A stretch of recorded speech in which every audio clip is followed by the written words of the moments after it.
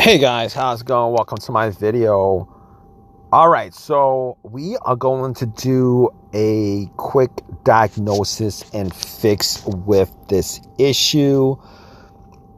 Basically, this issue is a little bit different than a crank no start issue in that your car will crank up and it will run and then it'll stall out or it'll die out immediately. It'll shut off immediately. It won't stay on. It'll idle. The idle might fluctuate before it stalls out. It might have a misfire. All those things, but basically, it's gonna be essentially a crank, a start, and then dies out. All right, and it just turns itself off, and you'll try it again. It'll do the same thing over and over and over again. Okay, you guys have this issue. All right, what you guys want to look for with this issue, and this is not particular to any specific car, any specific manufacturer of cars. This is specifically to, well, this is specifically to all cars. All right, what you want to check in this situation, and this situation occurs particularly on older vehicles. All right, I'm going to tell you why it occurs on older vehicles, because a lot of times what happens is, now basically, there's a lot of things that could cause the situation.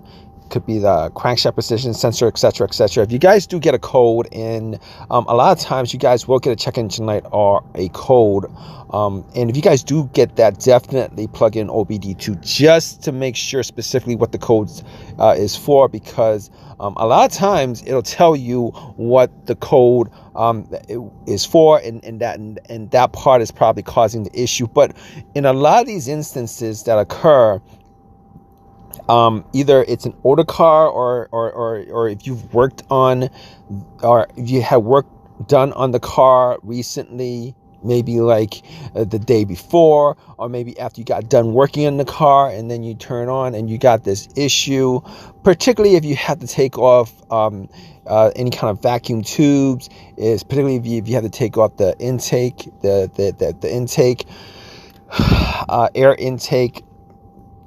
Particularly if you, had to, if you accidentally had broken one of these vacuum tubes, okay?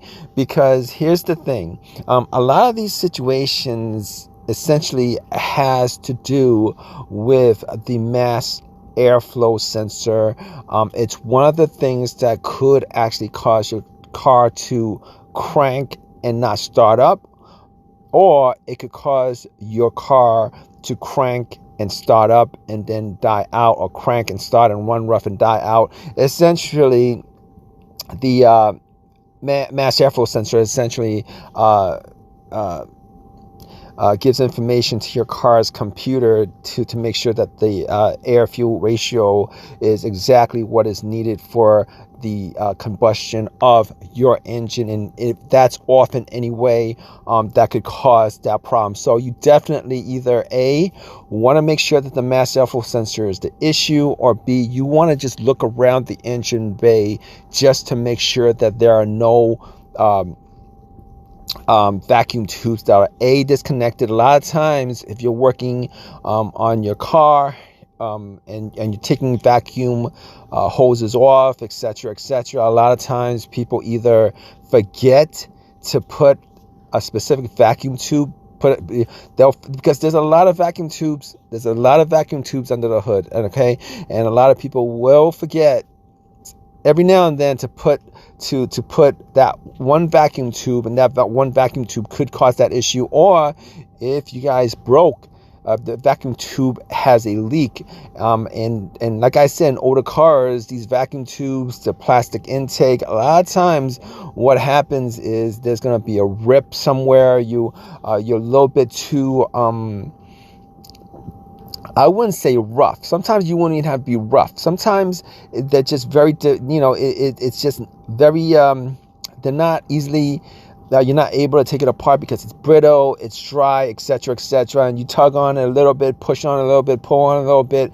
It doesn't really take that much for these vacuum tubes, these hoses, the air intake, all these plastic and rubber tubes to actually break because of how brittle it is, how old it is, and the amount of heat that it's been under for the age of the vehicle.